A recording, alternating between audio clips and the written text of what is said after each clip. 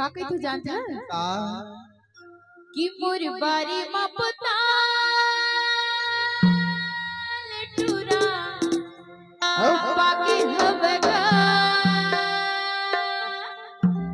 हाय हाय हाय तब एकदम एकदम एकदम गुलगुल होई गुलगुल लाल लाल पूरा लाल लाल होगी सोई ना गुलगुल अवे घरेले वार कतू ताके हवना ए पगली का ओकर झोर तो नहीं चुआ छे रे चलना आगे आगे बता दू का मुरबारी मा पताल टूरा बाकी हवेगा घरेले वार कतू